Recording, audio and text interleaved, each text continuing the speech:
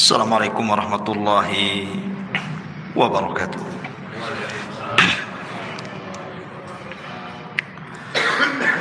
Alhamdulillah wassalatu wassalamu ala Rasulillah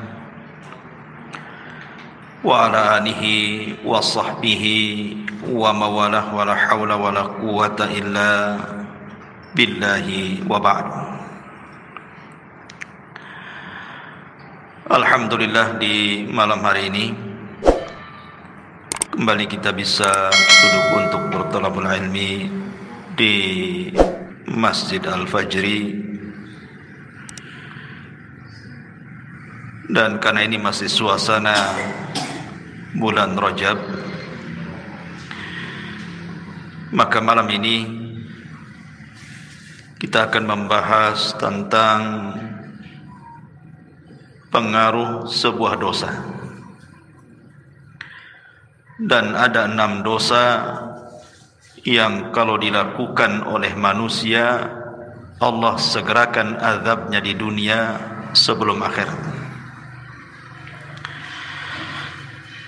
Ma'asyiral muslimin yang dimuliakan Allah Subhanahu wa taala, Nabi sallallahu alaihi wasallam bersabda kepada Abi Dzar Al-Ghifari radhiyallahu anhu, la tanzur ila sigharil khati'ah walakin unzur ila man asaitahu. Jangan melihat kepada kecilnya sebuah dosa, tetapi lihatlah kepada siapa Anda melakukan dosa. Karena ada orang-orang yang terpancing dengan pembagian dosa. Ada dosa besar, ada dosa kecil. Sehingga kemudian ketika orang ini terfokus kepada pembagian dosa, ketika dia masuk kepada dosa kecil, dia mengatakan, ini kan dosa kecil saja, belum sampai dosa besar. Maka Nabi SAW mengajarkan kaidah kepada kita, jangan lihat kecilnya dosa, tetapi lihatlah kepada siapa Anda melakukan dosa. Karena setiap dosa itu ada pengaruh di dunia. Ingat, Allah Subhanahu wa taala itu memiliki tentara yang banyak. Allah mengatakan, wa ma ya'lamu junuda rabbika illahu wa ma huwa illa dzikra lil bashar. Allah Subhanahu wa taala mengatakan, tidak ada yang tahu berapa jumlah tentara Allah di muka bumi ini. Maknanya kalau Allah Subhanahu wa taala hendak memberikan hukuman kepada manusia, Allah tinggal kirim saja tentaranya. Dan jangan ditanya bagaimana Allah Subhanahu wa taala mengazab setiap para pendosa itu. Yang jelas azab Allah itu pedih. Makanya Imam Ibnul Qayyim rahimahullahu taala mengatakan, beliau mengatakan, malladzi akhraja li abawaini minal jannah daran naimi wal bahjah. Imam Ibnul Qayyim membuat sebuah pertanyaan, apa yang menyebabkan Adam dan juga Hawa dikeluarkan dari dosa? Kemudian apa pula yang menyebabkan iblis menjadi dilaknat dan diusir dari sorga? Apa penyebab Fir'aun dan juga bala tentaranya ditenggelamkan? Apa pula kemudian kaumnya Nabi Syuaib sampai dikirim azab yang sangat pedih? Qarun ditenggelamkan ke bumi. Kemudian Bani Israel dikirim tentara-tentara bengis sehingga menghancurkan mereka. Tahu Anda sebabnya? Kata Imam Ibnul Qayyim rahimahullahu taala, innaha dzunub. Itu semua dikarenakan dosa-dosa yang mereka lakukan.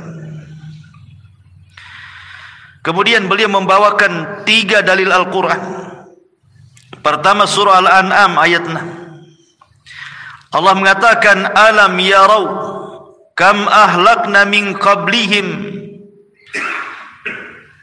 min qarnin makkannahum fil ardi ma lam numakkil lakum wa arsalna as-samaa 'alaihim midrara wa ja'alna al-anhara tajri min tahtihim fa ahlaknahum bidhunubihim wa ansha'na min ba'dihim qarnan akharin. Tidakkah mereka memperhatikan berapa banyak generasi sebelum mereka yang telah kami binasakan, padahal generasi itu telah kami teguhkan kedudukannya di permukaan bumi ini, yaitu keteguhan yang belum pernah kami berikan kepada kalian. Tapi kami curahkan hujan yang lebat untuk mereka, dan kami jadikan sungai-sungai mengalir di bawah mereka. Kemudian kami binasakan mereka karena dosa-dosa mereka sendiri, dan kami ciptakan generasi yang lain setelah generasi mereka. Artinya tidaklah generasi-generasi itu dilenyapkan Allah kecuali karena dosa-dosa mereka. Kemudian juga di dalam surah Al-Ghafir ayat 2 Allah katakan, awalam yasiru fil ardi fayanzuru kaifa kana aqibatul ladzina kanu min qablihim kanu hum ashaddu minhum quwwatan wa athara fil ardi fa akhadhahumullahu bidhunubihim wa ma kana lahum minallahi min wahid. Dan apakah mereka tidak mengadakan perjalanan di permukaan bumi, lalu memperlihatkan bagaimana kesudahan orang-orang yang sebelum mereka? Orang-orang itu lebih hebat kekuatannya daripada mereka, dan lebih banyak peninggalan-peninggalan peradabannya di bumi, tetapi Allah azab mereka karena dosa-dosanya, dan tidak akan ada satu apapun yang melindungi mereka dari azab Allah subhanahu wa ta'ala. Kemudian sebutkan juga dalam surah Al-Ankabut ayat 40, fakullan akhadna bidhambihi faminhum man arsalna alaihi hasiba wa minhum man akhadathu as-sayhatu wa minhum man khasafna bihi al-ard wa minhum man aghraqna wa ma kana Allahu liyadlimahum walakin kanu anfusahum yadlimun. Maka masing-masing mereka kami azab karena dosa-dosa mereka. Di antara mereka ada yang kami timpakan kepadanya hujan batu, ada yang kami timpakan suara keras yang mengguntur, ada yang kami benamkan ke dalam bumi, dan ada pula yang kami tenggelamkan di lautan. Allah sama sekali tidak hendak menzalimi mereka, akan tetapi merekalah yang menzalimi diri-diri mereka sendiri. Kesimpulan perkataan Imam Ibnul Qayyim ini, ikhwatu fiddin yang dimuliakan Allah subhanahu wa ta'ala, bahwa setiap dosa itu punya pengaruh. Punya pengaruh. Kita lihat di masyarakat, ikhwan, karena pelajaran yang paling berharga itu adalah dengan melihat orang sekitar. Itu pelajaran yang berharga. Tidak perlu sekolah. Lihat saja orang sekitar kita, itu madrasah terbesar bagi kehidupan kita. Lihat orang-orang yang setiap hari murung saja. Kenapa dia bisa murung? Lihat orang-orang yang dulunya dihormati, tiba-tiba jatuh kemudian dicela manusia. Kenapa bisa dicela? Lihat orang-orang yang dulunya kekar binaraga, tiba-tiba jatuh stroke. Kenapa dia bisa stroke? Lihat orang-orang yang dulunya anak-anaknya lucu-lucu, setelah besar durhaka pula kepada orang tua. Kenapa dia bisa durhaka? Lihat orang-orang yang dulunya kaya raya, tiba-tiba kemudian bankrupt, meminta-minta. Kenapa bisa meminta-minta? Lihat orang-orang yang terbaring, hidupnya hanya menangis, sedih, ditinggalkan manusia. Kenapa mereka sampai seperti itu? Tidak lain dan bukan, ma'asyiral muslimin yang dimuliakan Allah Azza wa Jal, itu kan disebabkan dosa. Ada orang-orang yang tidak diberikan taufik oleh Allah, susah ibadah, susah belajar, selalu bertengkar dengan manusia, tidak baik hubungan dengan keluarganya, dan begitu seterusnya. Kita saksikan di masyarakat macam-macam orang, atau mungkin kita rasakan. tidak lain dan bukan ma'asyiral muslimin, itu macam-macam Allah subhanahu wa ta'ala hendak menguji manusia karena dosa kita yang kita lakukan masalahnya. Dan ma'asyiral muslimin yang dimuliakan Allah azza wa jal, setiap dosa itu al-jaza min jinsil amal. Sebuah balasan itu pasti disesuaikan dengan amalannya. Balasan Allah itu pasti disesuaikan dengan dosanya. Perhatikan sabda Nabi sallallahu alaihi wasallam. Ketika Nabi SAW mengumpulkan muhajirin, kemudian Nabi SAW mengatakan, "Sun idza tulitum bihinna wa a'udzu billahi an tudrikuhun." 5 perkara kata Rasul, jangan sampai menimpa kalian. Kalau sampai menimpa kalian, aku berlindung kepada Allah, jangan sampai menimpa kalian. Yang pertama kata Rasul, lam tazharil fahisha fi qaumin qat hatta yu'linu biha illa fasha fihi mutta'un wal auja allati lam takun madat fi aslafihim alladhina madaw. Tidaklah sebuah fahisyah, perzinahan, homoseksual, LGBT dan yang semacamnya menyebar, dan itu sudah terang-terangan, sudah tidak sembunyi-sembunyi lagi, kecuali akan disebar kepada mereka penyakit taun dan penyakit-penyakit yang belum pernah terjadi di zaman Nabi. Kemudian yang kedua, lam yanqusul mikyala wal mizana illa ukhidhu bisinin wasyiddatil maunati wa jawri sultani alaihim. Tidaklah mereka curang dalam dagang, mulai mengurang-urang takaran, mengurang-urang timbangan, mengurang-urang meteran, kecuali mereka akan dikirim paceklik yang berkepanjangan. Susahnya ekonomi bahkan dikuasakan kepada mereka penguasa-penguasa zalim. Kemudian yang ketiga, walam yamna'u zakata amwalihim illa muni'ul qatra minas sama walaulal bahaim lam yumtaru. Tidaklah mereka bakhil, tidak mau mengeluarkan zakat-zakat mereka, kecuali Allah tahan hujan dari langit. Kalaupun turun hujan, itu hanya untuk binatang-binatang ternak, tapi tidak menyuburkan bagi manusia. Kemudian yang keempat, walam yanqudu ahdallah wa ahda rasulihi illa sallatallahu alaihim aduwan min ghairihim fa ukhidu ba'da ma fi aidihim. Tidaklah mereka mulai membatalkan perjanjian dengan Allah dan dengan Rasulnya, artinya tidak taat dengan perintah Allah dan Rasulnya, kecuali akan dikuasakan kepada mereka musuh dari luar, kemudian mengambil sebagian harta kalian. Dan yang terakhir, wa man lam tahkum a'immatuhum bi kitabillah wa yatakhayyaruna mimma anzalallah illa ja'alallahu ba'sahum bainahum.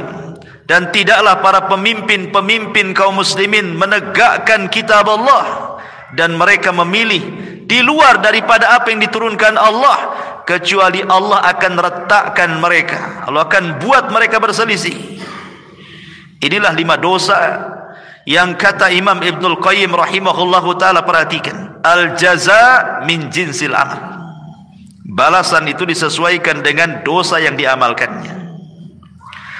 Yang pertama, ketika Allah subhanahu wa ta'ala menimpakan berbagai macam penyakit taun dan yang semacamnya kepada orang-orang yang mereka terang-terangan melakukan zina, melakukan homoseksual, LGBT atau yang lainnya, kenapa Allah timpakan dengan berbagai macam penyakit?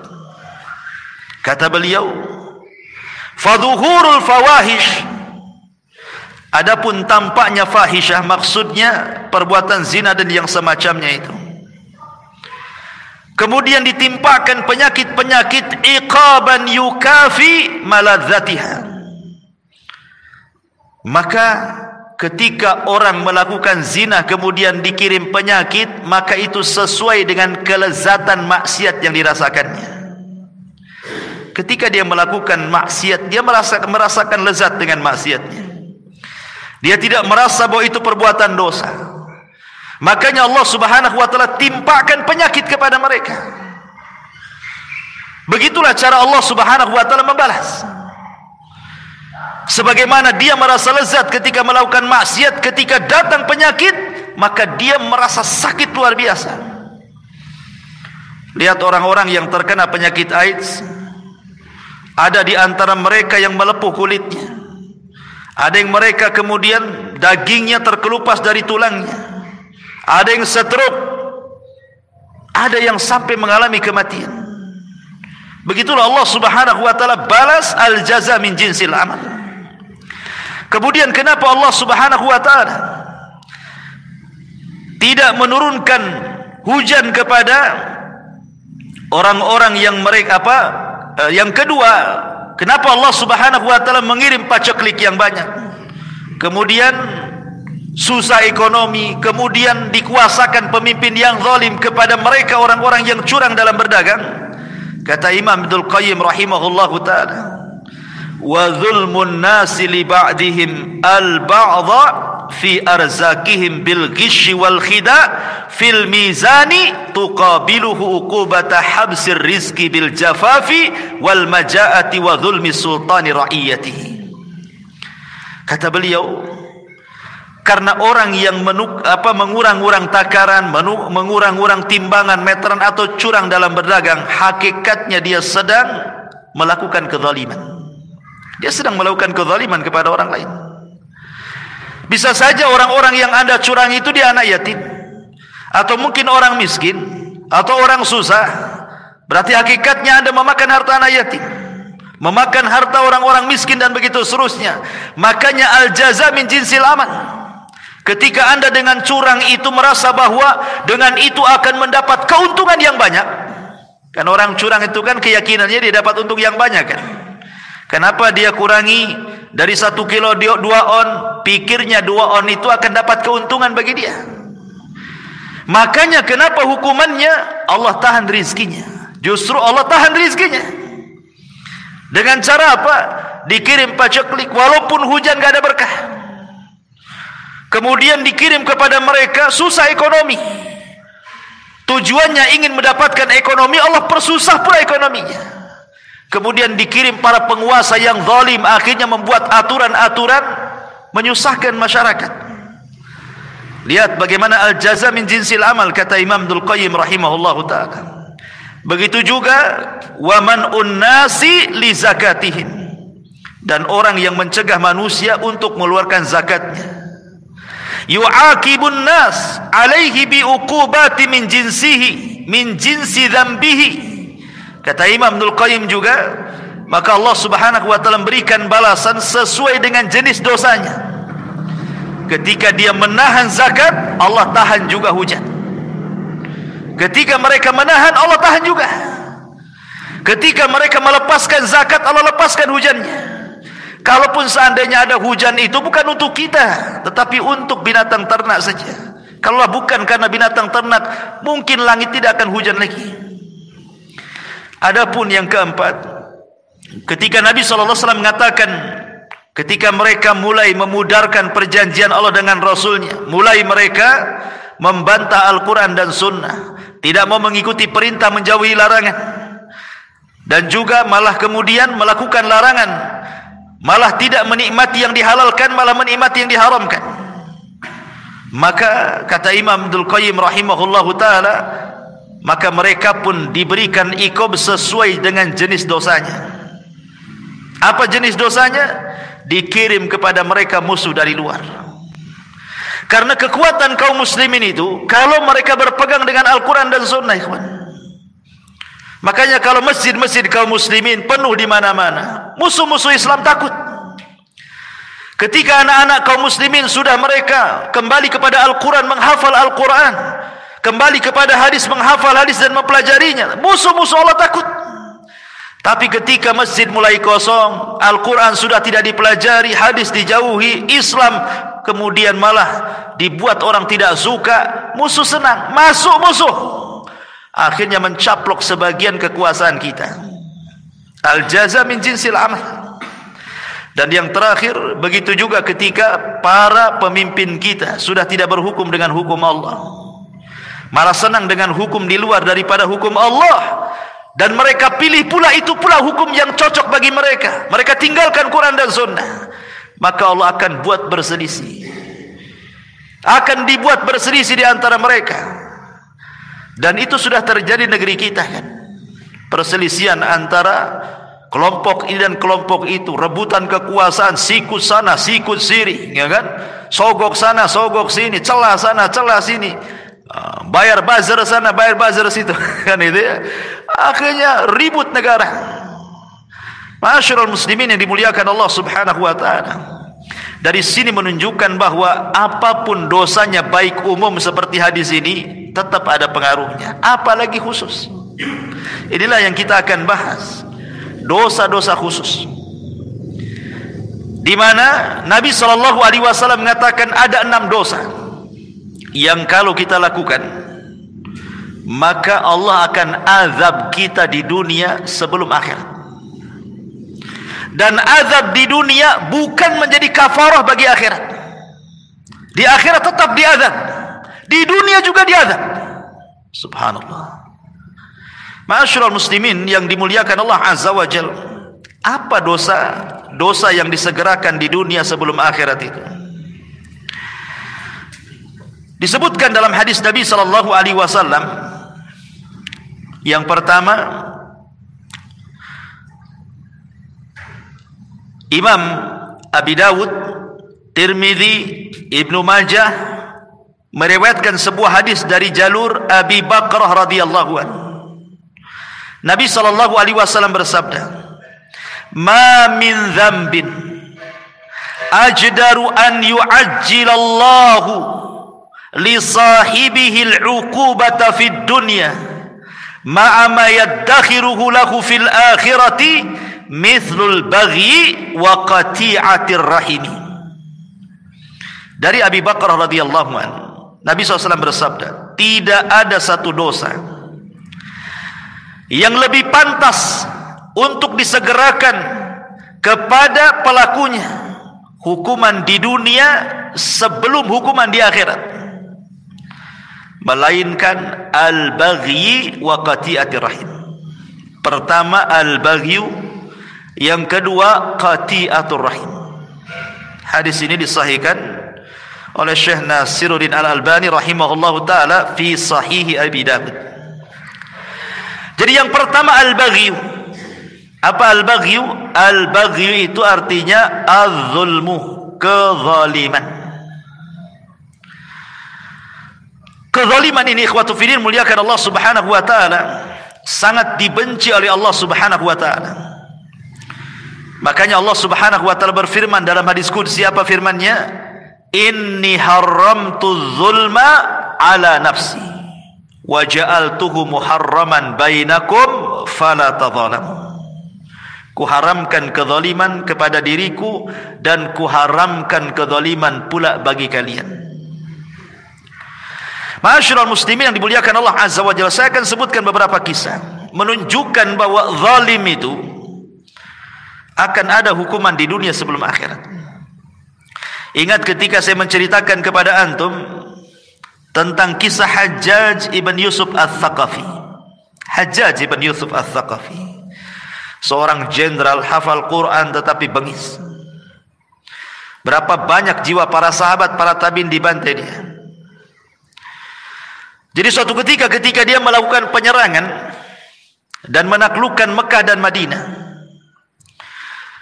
ada seorang hamba yang saleh namanya Sa'id ibn Zubair radhiyallahu anhu. Sa'id ibn Zubair radhiyallahu anhu. Sa'id ibn Zubair disiksa oleh Hajjaj ibn Yusuf sampai akhirnya kemudian dia dirantai mulai dari leher, tangan dan kaki, sampai dia mengatakan kepada Hajjaj, ya Hajjaj, kalau engkau hendak membunuhku silahkan, tapi tolong sekarang waktu sholat, aku ingin sholat. Kemudian kata Hajjaj ibn Yusuf ini, ya adu Allah, wahai musuh Allah, Engkau tinggal solat saja, mau kuarahkan ke kiblat mana? Baik kuarahkan kau ke kiblatnya orang-orang Nasrani katanya. Subhanallah, Hajjaj zalim. Ya. Maka Sa'id bin Zubair mengatakan terserah. Karena Allah Subhanahu wa taala mengatakan fa aina ma tuwallu fa thamma wajhullah. Kemanapun aku mengarah di sana ada wajah Allah. Akhirnya kemudian sebelum dibunuh oleh Hajjaj di pantai ini, Sa'id bin Zubair ini berdoa kepada Allah Subhanahu wa taala dan mengatakan, ya Rabb, jangan engkau kuasakan kezaliman Hajjaj setelah aku, cukuplah aku yang terakhir. Maka setelah Sa'id bin Zubair dibunuh secara zalim oleh Hajjaj bin Yusuf ini, 40 hari setelahnya, Hajjaj selalu bermimpi, dalam mimpinya berjumpa dengan Sa'id bin Zubair. Kemudian terngiang-ngiang setiap hari. Akhirnya dia pun jatuh sakit dan mengalami sakit yang hebat, yang rasa sakitnya tidak ada yang tahu kecuali Allah. Sebab itulah dia meninggal. Lihat,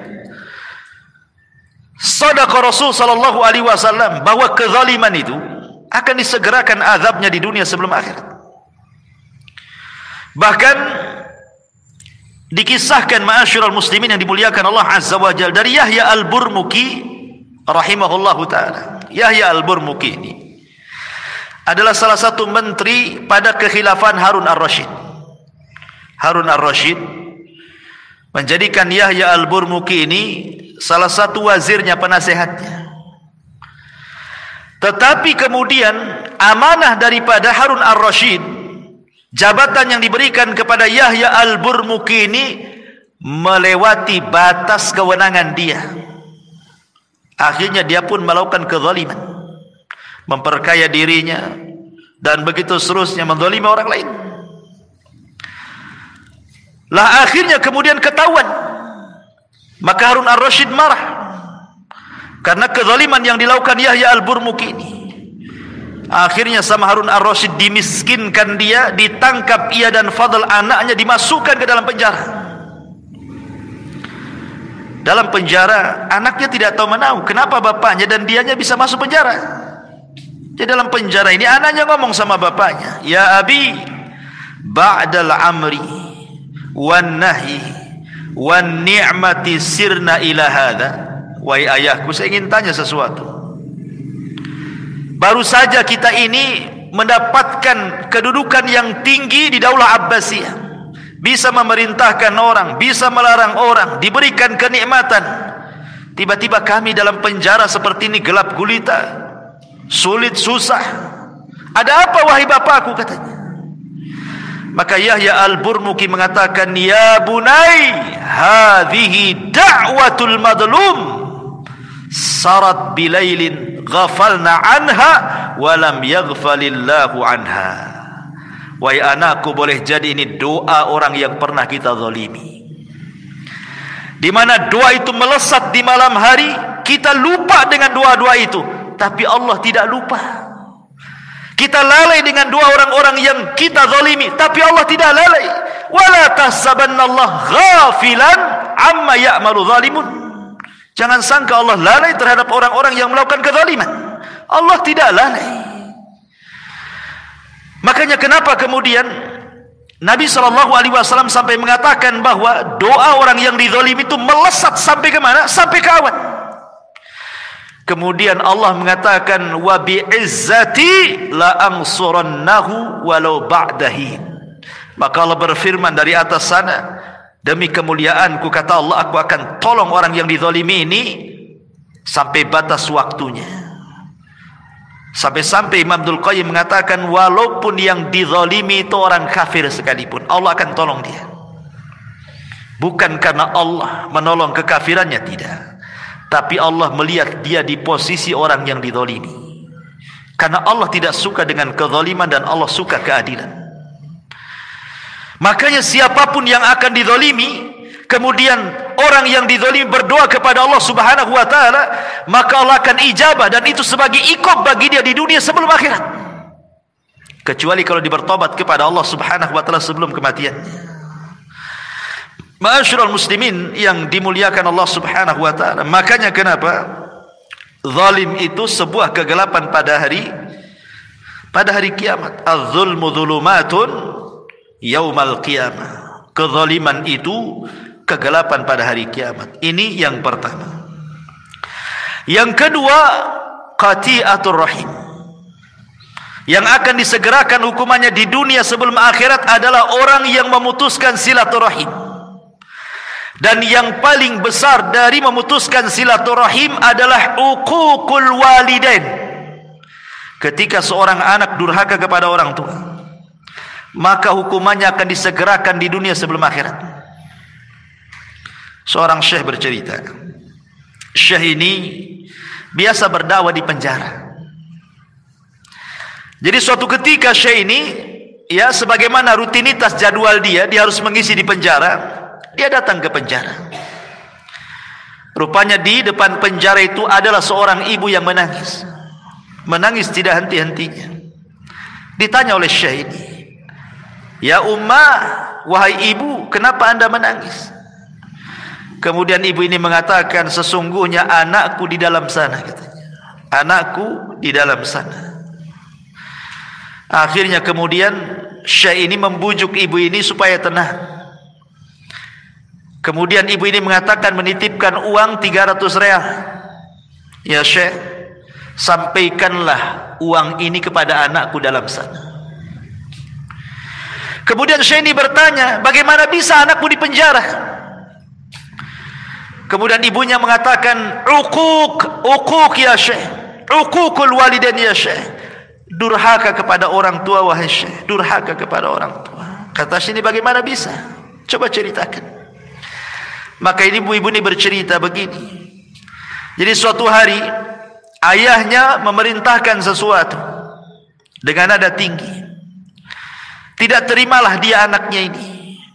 Akhirnya adu mulut antara bapak dan anak ini. Entah kenapa anak ini kemudian menempeleng bapaknya sampai pingsan. Bapaknya ditempeleng sampai pingsan. Ya. Akhirnya kemudian ketika dia sadar, dia tidak terima, dilaporkan ke polis, ditangkap, masuk penjara dia. Kata syekh, "La haula wala quwata illa billah." Akhirnya diambil uang itu. "Baik, akan saya sampaikan uang ini setelah saya izin ke sipir dulu, karena tidak boleh masukkan sembarang barang ke dalam penjara. Setelah dapat izin, masuk dia."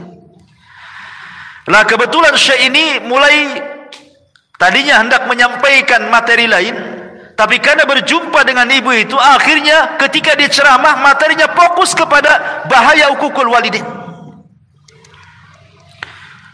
Syekh ini tidak tahu yang mana satu anak itu. Yang diceritakan ibu itu dari sekian narapidana dalam penjara itu, mana satu tidak tahu, tidak pernah kenal siapa namanya, bagaimana rupanya, nggak tahu. Akhirnya syekh ini menceritakan tentang bahaya uququl walidain dengan mengatakan, "Fala taqul lahuma uffi wa la tanharhuma." Mengatakan A saja tidak boleh, apalagi kemudian membentaknya, apalagi sampai memukulnya. Kemudian diceritakan tentang bahaya ancaman-ancaman di dunia, di neraka ini. Tiba-tiba di balik tiang itu, rupanya anak itu ada di balik tiang. Entah kenapa anak ini seperti orang mabuk, entah ngantuk, entah mabuk, entah apa gitu, mendengarkan kajian. Tiba-tiba oleng, kepalanya membentur tiang itu, kemudian pingsan. Al-jaza min jinsil amal. Sebagaimana dia menampar bapaknya pingsan, dia kejeduk tiang, dia pingsan juga. Allah kasih cash di dunia. Ya. Setelah kemudian syekh ini melihat ada apa itu, siapa yang pingsan itu, ditanya-tanya, rupanya anak daripada ibu tadi. La haula wala quwata illa billah. Bahkan seorang syekh bercerita, ikhwan, ada orang yang sudah tua, ibunya ini sudah tua, usianya hampir 90 tahun. Allah berikan usia panjang ibu ini. Anaknya pun sudah tua, anaknya 50 lebih. Mungkin ibu ini menikah muda, jadi hampir 90 tahun usianya. Anaknya pula ya 50 tahun lebih lah, laki-laki. Sama-sama sudah tua kan, itu bahasanya ya. Ibunya tua sekali, anaknya pun sudah tua, di atas 50. Tetapi kemudian ibu dan anak ini selalu bercanggah, berselisih, sampai tidak ada salam, tidak ada kalam, tidak mau berjumpa, musuhan. Anaknya benci sama ibunya. Akhirnya kemudian ibu ini, namanya orang tua, ikhwatu fiddin, sejahat apapun anak, namanya orang tua itu pasti ada waktu redanya, pasti akan kembali sayangnya. Bagaimanapun itu kan darah daging dia. Jadi ibu ini datang kepada seorang syekh dan mengatakan, ya syekh, bisa enggak kau damaikan aku dengan anakku, katanya. Bisa enggak kau damaikan aku dengan dia? Harusnya kan anak yang berdamai dengan orang tuanya kan. Ini terbalik pula. Ibunya datang kepada syekh, ya syekh, tolong damaikan aku dengan anakku, katanya. Kata syekh, baik, karena ini sebuah pekerjaan yang bagus, dipuji oleh Allah Subhanahu wa taala. La khaira fi katsiri min najwahum illa man amara bi shadaqatin aw ma'rufin aw islahin bainan nas. Tidaklah kebanyakan ucapan manusia di atas kebaikan kecuali orang memerintahkan kepada kebaikan, memerintahkan sedekah dan mengislah di antara orang yang bertikai. Kata syekh, baik, kita datangi anak. Dibawalah orang tua ini oleh syekh ini ke rumah anaknya. Ya. Kemudian diketuk pintunya. Ketika anak ini melihat ibunya langsung emosi, tidak terima. Kemudian syekh berusaha untuk menenangkan anak itu. Kemudian syekh masuk ke dalam rumah, ibunya menunggu di luar, diceramai sama syekh itu, jangan, kamu jangan seperti itu ibumu, mintalah kau maaf kepada dia. Tapi kemudian dia mengeluarkan kata-kata yang sampai keluar kata-kata itu didengar ibunya. Ibunya sakit hati. Ya. Dia tujuannya baik, mau berdamai, tiba-tiba malah dicela, dicaci, dimaki, sakit hatinya, dirobek hatinya. Akhirnya kekeh anak itu tidak mau minta maaf sama orang tuanya. Maka sebelum pulang, entah kenapa ibunya terlontar kalimat, ya Rabb, kama akhraqani, sebagaimana dia telah membakar hatiku, menjadi panas hatiku, menjadi hancur hatiku, katanya, maka bakarlah hatinya, katanya. Kemudian kata ibunya, ya syekh, pulang kita, katanya. Pulang. Ya. Baru sehari dua hari, entah kenapa kemudian anak itu mengalami sakit di dadanya, panas luar biasa, ya, panas. Sampai dia datang ke tabib. Tabib pun bingung, itu penyakit apa tuh? Kok bisa panas gitu ya dalamnya tuh, kayak terbakar gitu hatinya. Sampai dokter angkat tangan, tidak bisa, ini nggak tahu penyakit apa ini, katanya. Akhirnya dia cobalah baru sadar, jangan-jangan kemudian ini kesalahan dia dengan ibunya. Dia coba datang kepada syekh tadi. Kemudian mengatakan, ya syekh, pernahkah ibuku mengatakan sesuatu tentang aku, katanya. Saya tidak tahu. Kalau begitu kau minta maaflah sama orang tuamu. Ma'asyiral muslimin yang dimuliakan Allah Azza wa Jalla, dari dua kisah ini saja kita mengetahui bahwa al-jaza min jinsil amal. Jadi ada balasan-balasan orang-orang yang mutus silaturahim, durhaka kepada orang tua itu, Allah akan balas di dunia sebelum akhirat. Lihat ceritanya Jurez. Jurez ini durhaka kepada orang tua itu hanya gara-gara dipanggil tak mau datang. Bukan lagi tidur, bukan lagi kerja, tidak, lagi sholat. Jurez kan lagi sholat. Masalahnya kan dia sholat sunnah. Harusnya dia batalkan, karena panggilan ibu wajib, sholat sunnah itu sunnah saja kan. Secara hukum ilmunya adalah batalkan sholat sunnah, ikut panggilan orang tua, itu yang benar. Tapi Jurez orang jahil tapi ahli ibadah. Dia berpikir bahwa hak Allah didahulukan dibandingkan hak orang tua, diteruskan pula sholatnya. Ketika ibunya memanggil sekali, tidak kunjung juga datang. Besoknya gitu lagi, dipanggil, dia sedang sholat, dipanggil, tidak kunjung datang. Sampai 3 kali, 3 hari berturut-turut dipanggil pula, tak mau datang. Ibunya kan tidak tahu Jurez ini sedang apa. Akhirnya ibunya berdoa kepada Allah, ya Rabb, kalau Jurez seperti ini kepada aku, katanya, dia fokuskan ibadah yang tidak mempedulikan ibunya sendiri, jangan kau wafatkan ya Rabb si Jurez, sampai kau kirimkan pelacur untuk memfitnah dia, katanya. Subhanallah. Ketika doa ibu ini merasa dizalimi kan itu. Berdoa. Akhirnya betul. Tiba-tiba kemudian ada orang yang tidak suka dengan Jurayj. Dia sewa pelacur. Kemudian dikatakan, kau goda Jurayj itu sampai berzina. Akhirnya dia pun menggoda, tapi Jurayj tidak juga tergoda. Akhirnya kemudian disiasati. Di situ ada penggembala kambing, berzinalah wanita itu dengan penggembala kambing, akhirnya hamil. Kemudian dituduhkanlah anak ini anak Jurayj. Setelah lahir, kemudian dikatakan ini anaknya Jurayj katanya. Maka Bani Israel marah. Dipukuli Jurayj, dirobohkan tempat ibadahnya. Kemudian, tapi Jurayj sebelum hampir saja mau dibunuh, dia mengatakan aku tidak bersalah. Kemarikan bayi itu katanya. Kemarikan bayi itu. Ketika bayinya dihadapkan, kemudian ditusuklah lambungnya dan mengatakan, man abuk, siapa sebenarnya bapakmu itu? Tentu tidak sengaja kan. Jurayj ini hanya mengatakan seperti itu. Tapi ini karomah, memang Jurayj gak salah. Tiba-tiba anak ini dibuat bicara oleh Allah. Abi ra'il ghanam, bapak aku pengembala kambing katanya. Oh, baru sadar Bani Israel. Tapi apa yang jadi syahid kisah ini? Doa orang tua menjadi sebuah kenyataan kan. Allah Subhanahu wa taala kirim Bani Israel menghancurkan dia, memukuli dia, tempat ibadah dihancurkan, walaupun kemudian kembali dibangun kan itu. Dari sini menunjukkan qati'atur rahim adalah dosa yang disegerakan. Jadi yang pertama zalim, yang kedua memutus silaturahim. Hati-hati. Kalau Anda seorang mudir di perusahaan, jangan pernah zalim kepada bawahan. Gaji mereka sebelum keringatnya kering, kata Nabi. Kalau Anda seorang suami, jangan zalim kepada istri, kepada anak-anak. Atau punya orang tua, jangan zalim kepada orang tua. Tabarru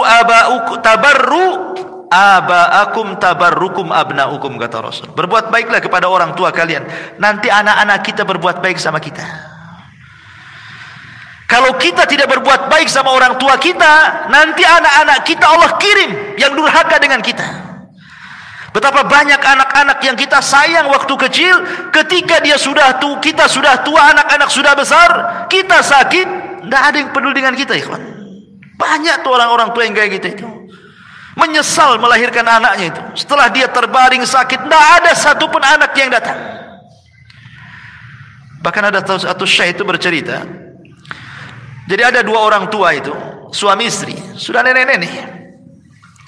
Qadarullah, meninggallah istrinya. Secara otomatis karena sudah tua, bapaknya ini harus ikut kepada anak yang paling tua kan gitu. Dibandingkan kepada anak-anak yang muda-muda, karena semua sudah kawin. Akhirnya kemudian orang tua ini ngikut kepada anak yang paling tua. Sehari dua hari tidak ada masalah. Seminggu dua minggu tidak ada masalah. Sebulan dua bulan mulai ada masalah. Istrinya tidak suka dengan dia karena hidup satu rumah, ya.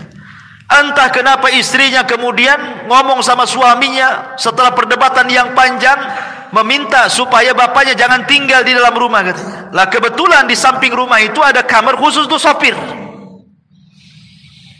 Akhirnya disepakati, bagaimana kalau kita letakkan saja orang tua itu di kamar sopir saja. Jadi dia terpisah dari kehidupan kita di dalam.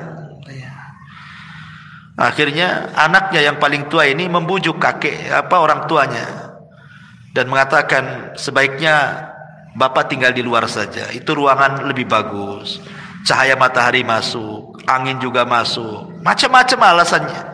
Orang tua paham, namanya sudah tua. Sebenarnya paham, tidak mau berdebat saja dia. Ya. Akhirnya dibersihkanlah itu kamar supir itu, diletakkan di situ. Satu hari dua hari masih ditengok, dua tiga hari masih ditengok, sebulan dua bulan sudah mulai dicueki. Ya kadang ditengok kadang tidak. Memberi makan pun pada awalnya dengan piring, ya dikasih piring kemudian dikasih gelas gitu ya. Baik-baik dikirim tuh. Tapi lama-lama bosan. Terkadang pakai kresek, terkadang pakai piring, sudah tidak menghargai lagi. Sampai pada waktunya setelah berbulan-bulan, beberapa bulan, tidak sampai 1 tahun dia di rumah, di kamar supir itu, akhirnya sakit parah karena tidak pernah dibersihkan dengan bau busuk yang luar biasa di situ. Meninggallah kemudian ayahnya itu. Meninggal. Uququl walidain. Saya bayangkan. Lah ketika di hari ayahnya meninggal nih, akhirnya kemudian cucunya, anak daripada anak tertuanya ini, kemudian ikutlah membersihkan kamar itu karena mau ditempati supir lagi, dibersihkan. Ketika masuk, bau busuk yang luar biasa di dalam itu, sampah berserakan, nggak pernah disapu gitu. Lah anaknya ini kan punya anak, artinya cucu daripada si kakeknya yang meninggal tuh, masih kecil, ya sekitar 8 atau 7 tahunan. Masuklah ke kolong ranjang itu, tempat kakeknya tidur itu. Rupanya di situ ada piring dan gelas. Kemudian diambillah piring dan gelas itu, tiba-tiba dipeluknya. Kemudian ayahnya mengatakan, nak lempar nak, itu piring kakekmu itu, dia sudah meninggal, sudah nggak ada gunanya, kotor nak katanya. Tapi anak ini tidak mau melepaskan. Entah kenapa, mungkin Allah buat dia bicara dan mengatakan, tidak, aku ingin jadikan gelas dan piring ini untuk menyuapi engkau wahai ayahku jika engkau sakit, tidak sebagaimana kakek yang kau tidak pernah suapi dia, katanya. Subhanallah. Diingatkan sama anaknya yang umur 7 tahun. Bagaimana dia bisa ngomong begitu kalau Allah tidak bicara? Coba Allah yang buat bicara anak itu ngomong begitu. Kadang anak-anak segitu kan polos ngomongnya. Dari situ dia menyesal, dipeluknya kasurnya, menyesal saat jadi-jadinya. Apa menunggu orang tua kita meninggal baru kita menyesal berbuat baik, ikhwan? Ya, ma'asyiral muslimin yang dimuliakan Allah Azza wa Jalla. Ini yang kedua. Yang ketiga, kata Nabi sallallahu alaihi wasallam, adalah al-khiyanatu wal kadhib. Dan yang keempat, yang ketiga dan keempat, yang ketiga al-khiyanat, dan yang keempat al-kadhib. Dan itu berdasarkan hadis yang dikeluarkan al-Imam At-Tabrani.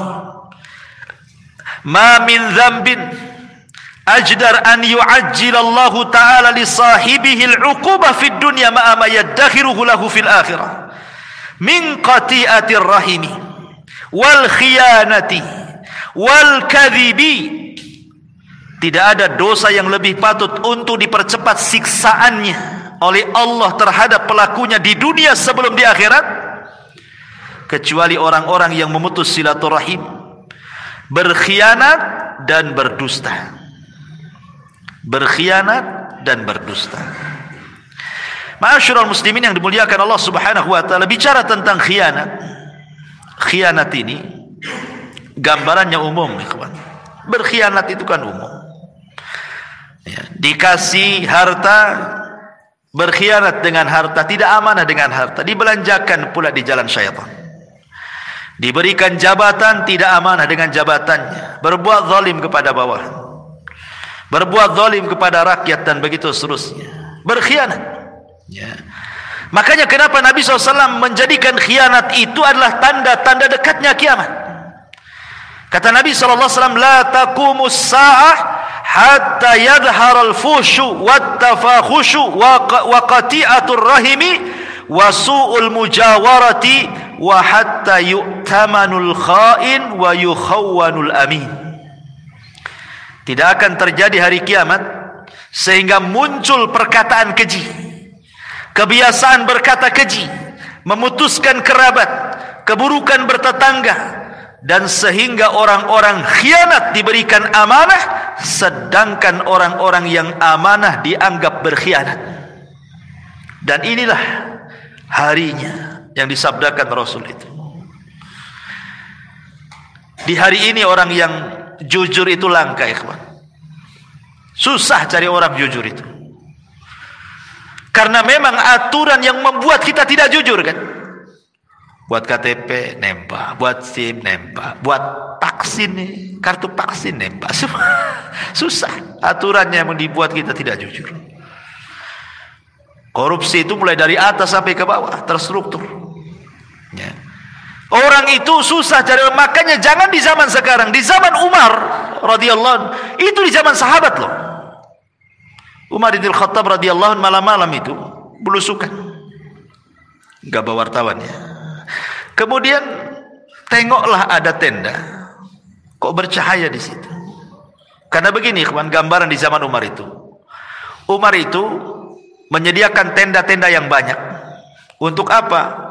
Untuk orang-orang yang dari daerah ingin mengadu nasib ke kota, ke Madinah. Jadi fasilitasi tempatnya itu. Kemudian mereka dikasih tenda sama penerangan. Itu pun ditentukan waktunya dari jam sekian ke jam sekian harus dimatikan. Dari pemerintah. Begitulah Umar radhiyallahu an memfasilitasi rakyatnya. Jadi orang-orang dari daerah kayak kita di sinilah umpamanya kan, ingin mengadu nasib ke Jakarta, ke ibu kota. Jadi mungkin di ibu kota itu sama pemerintah sudah disediakan apartemen-apartemen gratis gitu ya. Kan enak tuh kalau punya pemimpin kayak Umar itu ya. Ya entah kapan lagi lah Umar itu ada kan itu. Nggak ada lagi Umar, nanti nunggu Imam Mahdi mungkin ya. Jadi Umar radhiyallahu anhu ini malam-malam nampak kok ada tenda yang belum dimatikan, harusnya mati jam segini. Ini penerangan pemerintah. Akhirnya mendekati tenda itu adalah percakapan wanita tua dengan anak gadisnya. Umar coba mendengarkan percakapan keduanya itu. Jadi ibunya ini ngomong sama anaknya, "Nak, bagaimana kalau kita besok jualan air susu ini kita campur dengan air mineral supaya banyak untungnya?" Begitulah curang dalam dagang itu modusnya kurang lebih sejak zaman Umar sampai sekarang, main campur-campur kan. Ya kan? Pamannya jual jeruk bilangnya beras tagi, ya taunya beras busuk kan itu. Bilang salak pondok, ternyata salak kubu kan gitu. Enggak tahu gitu ini. Dicampur-campur kan itu ya. Itulah memang dari sejak zaman dulu namanya curang dalam dagang, main campur-campur yang baik dengan yang buruk dan begitu seterusnya. Tapi anak gadisnya ini subhanallah anak soleha. Dia mengatakan kepada ibunya, "Bu, jangan. Umar bin Khattab Amirul Mukminin membuat aturan dalam jual beli tidak boleh curang." Kata ibunya, "Nak, Umar tidak tahu." Pada Umar di samping tendanya tuh. Umar tidak tahu. Tapi anak gadisnya sekali lagi mengingatkan kepada ibunya, "Bu, walaupun Umar tidak tahu, tapi Umar punya Rabb, punya Tuhan, dan Tuhannya Umar juga Tuhan kita. Tuhannya Umar tahu." Ya. Akhirnya sadar ibunya. Umar bergegas pulang. Kumpulkan anak laki-lakinya semua. Ibnu Umar, Qasim ibn Umar. Anak laki-lakinya banyak. Kata Umar bin Khattab, "Siapa yang siap nikah di antara kalian?" "Siapa?" katanya. "Tuh ada bibit unggul tuh sana," katanya. Rupanya Qasim ibn Umar mengatakan, "Saya wahai abi. Besok ikut saya." Dilamarkan gadis dalam tenda. Orang susah. Dinikahkan dengan orang nomor satu, anak orang nomor satu, Khalifah Amirul Mukminin. Karena di zaman itu yang dilihat agama, bukan dilihat harta, bukan kayak zaman sekarang kan gitu. Walaupun hafal Quran, nggak ada kerjaan buat apa? Emang saya makan ayat katanya. Bagus sama dokter jelas katanya gajinya bulanan. Ya, ini hafal Quran gojek lagi nggak jelas hasilnya. Zaman sekarang kan gitu ya. Kalau zaman dulu kan tidak. Ya. Zaman dulu itu ilmu luar biasa dihargai kan, apalagi kejujuran. Makanya Qasim ibn Umar menikahlah dengan wanita ini. Lahirlah seorang putri namanya Lailah. Dari Lailah inilah lahir tokoh fenomenal sepanjang sejarah, Umar bin Abdul Aziz. 2 tahun 5 bulan berkuasa, nggak ada orang miskin di zamannya. Dialah penegak keadilan sampai orang menyangka itulah Al-Mahdi yang dikatakan Nabi. Ya. Masyarul muslimin yang dimuliakan Allah Subhanahu wa taala. Tapi syahidnya dalam kisah Umar bin Khattab bagaimana Amirul Mukminin menghargai kejujuran. Menghargai kejujuran. Kalau di zaman sekarang ada orang jujur di tengah-tengah para pengkhianat, sebentar aja ikut pengkhianat dia. Kalau tidak jadi pengkhianat, dimusuhi oleh para pengkhianat. Gimana caranya disingkirkan kan begitu? Masyarul muslimin yang dimuliakan Allah Azza wa Jalla. Makanya kemudian khianat ini bahaya dan banyak jenisnya. Berkhianat ini. Makanya kenapa Nabi SAW sampai mengatakan para pengkhianat ini akan disegerakan hukumannya di dunia sebelum akhirat. Karena bahaya para pengkhianat, bisa menghancurkan negara. Ingat runtuhnya Baghdad di tangan Tatar, orang-orang Mongol, sampai akhirnya dibantai, mulai dari anak kecil, wanita, dewasa, habis dibantai satu kota Baghdad sama orang-orang Tatar itu. Siapa yang berkhianat? Orang Syiah.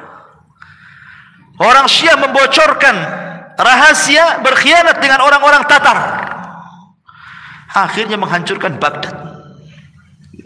Khianat ini bisa menghancurkan negara, ya kawan. Ulama dibantai, kitab-kitab dibakar tuh. Pengkhianatan orang Syiah tuh. Ibnu Qumi, ya. Masyaallah muslimin yang dimuliakan Allah Subhanahu wa taala. Kemudian dan gambaran orang khianat ini macam-macam, mulai dari negara sampai ke masalah rumah tangga. Ya, menceritakan seorang suami menceritakan tentang keburukan istrinya, atau istri menceritakan keburukan suaminya. Ini kan berkhianat namanya, ya, kan ada tuh yang seperti itu, ya. Kemudian juga yang keempat yang disegerakan hukumannya adalah al-kadzib, dusta. Dan dusta ini disebutkan dalam hadis Nabi SAW, yahdi ilal fujur, mengarah kepada fujur, keburukan. Wal fujuru yahdi ilan nar, dan keburukan itu mengarah ke neraka. Dan ingat, biasanya orang yang suka berdusta itu tidak akan tenang hidupnya, tidak akan tenang. Lihat orang-orang yang punya hutang tak bayar, setiap ditagih ngeles, nggak akan tenang hidupnya. Makanya orang-orang yang punya hutang itu, kata Nabi, malam jadi kepikiran, hilang pula menghilang. Kalau malam jadi kepikiran, siang menghilang. Umumnya orang punya hutang begitu, malamnya pusing, siangnya hilang. Karena takut dicari orang siangnya, ya kan? Hilang dia, nanti datang malam, gak bisa tidur. Itulah sudah ukubah dia, itu sudah dirasakan dia tuh. Kenapa? Karena biasanya orang-orang seperti ini suka dusta. Suka dusta orang seperti ini. Masyaallah muslimin, dan gambaran dusta ini terlampau luas, ya. Macam-macam dusta ini kan, ya. Dusta kepada Allah, dusta kepada Rasul, dusta kepada manusia, dusta dalam dagang, dusta dalam pekerjaan, macam-macam dusta ini kan. Tapi yang jelas bahwa seorang muslim tidak mungkin berdusta. Ketika Rasul mengatakan, Rasul ditanya, Rasul, mungkinkah seorang muslim itu penakut? Mungkin. Karena orang jihad itu tidak semua berani. Mungkin seorang mukmin itu penakut. Mungkinkah seorang mukmin itu bakhil? Mungkin, kata Rasul. Karena kecintaan kepada harta, akhirnya dia bakhil. Kemudian mungkinkah seorang muslim itu pendusta? Kata Rasul, tidak ada seorang muslim itu pendusta. Seorang muslim boleh pengecut, seorang muslim boleh bakhil, tapi seorang muslim tidak mungkin berdusta, kata Nabi. Karena dusta itu bukan akhlak seorang muslim. Ya, makanya kenapa kemudian ini pun hukumannya disegerakan sebelum di akhirat. Hati-hati, jangan suka berdusta. Kemudian yang nomor 5 adalah mahabbatu isya'atil fahisyah, suka menyebarkan habar-habar buruk. Allah Subhanahu wa taala mengatakan dalam surah Nur ayat 19, innal ladzina yuhibbuna an tasyi'al fahishata fil ladzina amanu lahum adzabun alimun fid dunya wal akhirah wallahu ya'lamu wa antum la ta'lamun. Sesungguhnya orang-orang yang suka tersebar keburukan di tengah-tengah orang yang beriman, bagi mereka azab yang pedih di dunia dan juga di akhirat. Di dunia dapat azab, di akhirat dapat azab, dan Allah mengetahui dan kalian tidak tahu. Dan ini penyakit yang sekarang menyebar nih, yang kelima ini. Bayangkan, Al-Quran yang mengatakan baru cinta saja tersebarnya sebuah keburukan, itu sudah diazab di dunia. Apalagi dia yang menciptakan keburukan, dia pula yang menyebarkannya. Sekarang ada handphone di mana-mana. Terkadang-kadang kalau dia orang awam, tidak tahu apa-apa gitu kan, buat konten. Kontennya itu maksiat. Nah, umpamanya seorang perempuan joget-joget nampak aurat, habis itu di-share, ya kan? Di TikTok kok di apa, supaya dapat pendukung, penonton, ya, subscribe, ya. Subhanallah, itu menyebarkan keburukan, menyebarkan musik-musik yang gak jelas, ya kan? atau menyebarkan berita. Ini tahun politik nih, hati-hati nih.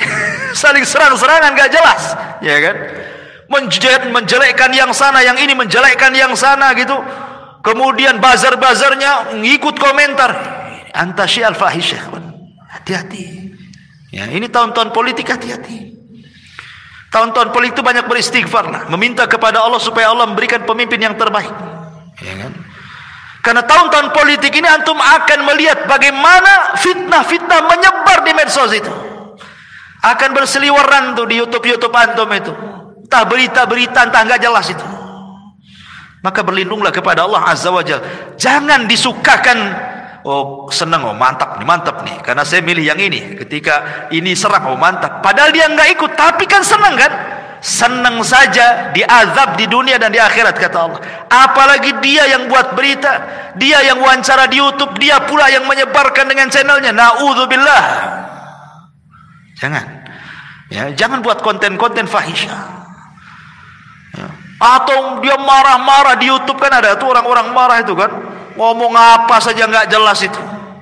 Kadang-kadang keluar kata binatang, disebah biar viral katanya. Anda bukan biar viral, Anda itu sedang mengundang azab Allah tuh. Ya. Makanya ma'asyiral muslimin, ini juga diancam dalam Al-Quran surah Nur ayat 19. Dan yang terakhir, yang keenam adalah nifaq, kemunafikan. Allah Subhanahu wa taala berfirman di dalam Al-Qur'anul Karim, tepat pada ayat ke berapa? Ayat yang ke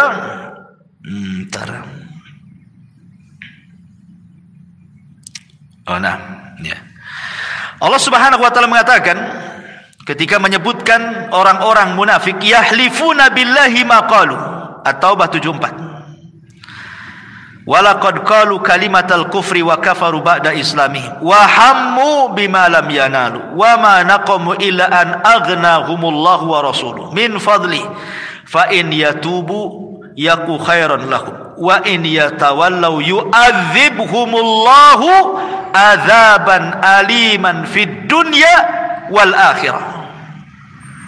Orang-orang yang mereka bersumpah dengan nama Allah, apa yang mereka katakan, dan sungguh mereka telah mengatakan dengan kalimat kekufuran, dan mereka telah kufur setelah keislaman mereka, maka di ujung ayat Allah mengatakan kalau mereka tobat itu lebih baik, tapi kalau tidak tobat bagi mereka azab di dunia dan di akhirat.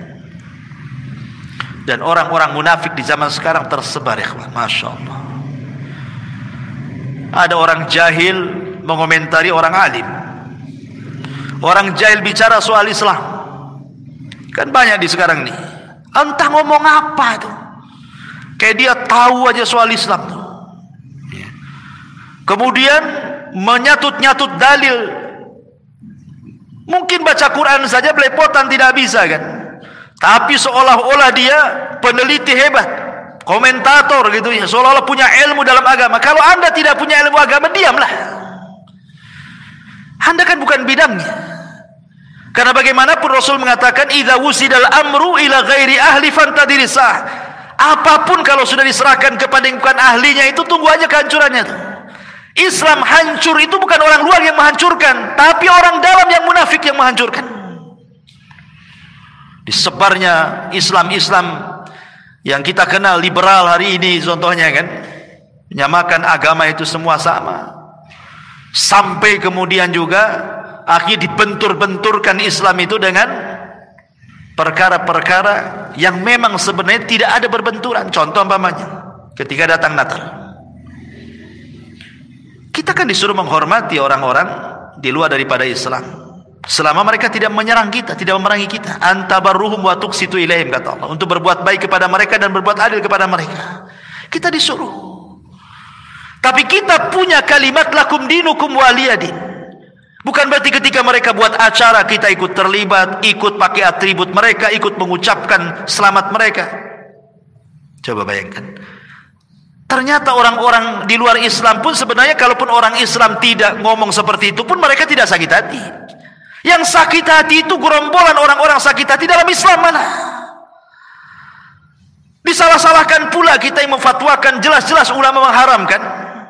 Malah kita pula tidak dikatakan ini enggak nasionalis nih katanya. Mecah belah. Subhanallah ikhwan. Orang yang menjaga keyakinannya dibilang mecah belah. Harus dibedakan ikhwan. Masalah toleransi dengan antar umat beragama itu dalam Islam. Jangan diajarkan masalah ini. Islam paling lengkap. Jangan ajarkan kita soal toleransi. Quran dan Sunnah sudah mengajarkan sedemikian rupa. Ya. Nabi itu hidup di tengah-tengah orang Yahudi loh. Bukan hidup langsung ke Madinah jadi negara Islam, tidak. Pernah hidup bersama orang Yahudi, orang Nasrani, orang musyrik. Rasul lihat bagaimana mengajarkan kepada kita hidup di tengah-tengah antar umat beragama kan. Semua ada ilmunya, ya. Tetapi orang-orang ini wallahu a'lam. Salat ke mereka tak salat kita tidak tahu. Hanya model handphone, kemudian di depan handphone nongkrong tak ngomong apa-apa. Itu kan gitu ya. Dia tidak sadar handphone ini sebenarnya cuman ada dua kegunaannya. Anda menolong Islam dengan handphone atau Anda menghancurkan Islam dengan handphone. Itu saja. Ya. Anda beli medsos ini untuk apa? Untuk menghancurkan Islam atau untuk membangun Islam? Karena akan ditanya di hadapan Allah Subhanahu wa taala, ya. Ma'asyiral muslimin yang dimuliakan Allah Subhanahu wa taala. Inilah di antara 6 dosa yang disegerakan oleh Allah Subhanahu wa taala azabnya di dunia sebelum akhirat, ya. Adapun pengaruh-pengaruh dosa itu sudah banyak dijelaskan oleh para ulama seperti Al-Imam Ibnul Qayyim rahimahullahu taala menjelaskan tentang athar adzunub, bagaimana dosa itu punya pengaruh yang luar biasa baik kepada individu ataupun kepada masyarakat. Lihat dalam sebuah kisah yang pernah saya kisahkan, kisah di zaman Bani Israel kan. Kisah Israiliyat sebenarnya. Ya, sebagai penyedap saja. Riwayatnya juga masih diteliti. Tapi ini masyhur, diletakkan di kitab-kitab tafsir. Jadi ketika Nabi Musa ini sedang mengalami paceklik hebat, tidak turun hujan. Akhirnya kemudian mengajak Bani Israel ke tengah lapangan. Musa itu kalimullah ikhwan, Nabi yang biasa berdialog dengan Allah. Setelah melaksanakan istisqa dengan Bani Israel, awan pula bukannya hitam malah makin putih. Enggak dikabulkan kan itu ya. Harusnya minta hujan tuh awan hitam, turun hujan. Ini yang minta Nabi Musa, bukan orang biasa. Sehingga Nabi Musa berkata, berdialog dengan ya Rabb, kenapa kau tidak kabulkan permintaan kami dan Bani Israel? Allah mengatakan, ya Musa tidak bisa, karena di tengah-tengah umatmu ada satu orang, dia bermaksiat 40 tahun dan dia belum bertobat kepada Allah. Kalau engkau mau, keluarkan orang itu dari lapangan, usir dia. Kata Musa, siapa namanya? Oh, tidak bisa, saya tidak akan menyebut namanya. Kau tinggal berteriak saja di hadapan orang-orang. Maka Musa alaihi salatu wassalam langsung mengumpulkan Bani Israel mengatakan, man minkum, barang siapa di antara kalian ya'sillaha arba'ina sanatan fakhruj, bermaksiat kepada Allah 40 tahun, keluar dari sini katanya. Yang ada yang keluar lah, nggak mungkin lah ngaku. Ya, orang sebanyak itu. Rupanya ada pula lah yang mungkin merasa dirinya, karena dia juga 40 tahun belum pernah bertobat, karena malu dia, kemudian serbannya ditutup di kepalanya, dia menunduk dia. Kemudian dia mengatakan dalam hatinya, ya Rabb, apakah setelah 40 tahun kau tutup aibku, sekarang kau mau bongkar aibku? Tubtu ilaika ya Rabb, aku bertobat kepadamu hari ini ya Rabb. Ketika dia mengatakan aku bertobat, gelap langit, tiba-tiba hujan. Nabi Musa heran, ya Rabb, bukankah kau katakan tadi kau akan turunkan hujan bila orang itu keluar? Orang itu belum keluar, kenapa sudah kau turunkan hujan? Ya, maka Allah mengatakan, ya Musa, orang itu sudah bertobat. Ya Rabb, kata Musa, siapa orang itu? Saya ingin tahu. Maka Allah mengatakan, ya Musa, ketika dia bermaksiat 40 tahun lah ku tutup aibnya. Sekarang dia sudah bertobat, ku bongkar aibnya? Enggak lah. Subhanallah. Syahidnya di sini apa? Satu orang maksiat, satu Bani Israel terkena imbasnya. Ya kan? Satu orang bermaksiat, satu negara kena imbasnya. Itulah pengaruh maksiat. Ya, apalagi kepada pribadi, hadis yang tadi saya jelaskan di awal gitu ya. Apalagi ini bulan Rajab. Sekali lagi saya ulangi pengajian pada minggu yang lalu, perkataan Qatadah ibn Di'amah rahimahullah taala, seorang ahli tafsir, bahwa kezaliman atau perbuatan dosa dilakukan di Ashhurul Hurum, salah satunya bulan Rajab, maka akan dilipat gandakan dosanya dibandingkan kalau antum melakukan dosa di bulan-bulan yang lainnya. Wallahu a'lam bishawab. Ini saja yang bisa saya sampaikan. Mudah-mudahan ada manfaatnya. Subhanaka wa bihamdika asyhadu an la ilaha illa anta astaghfiruka wa atubu ilaik. Allah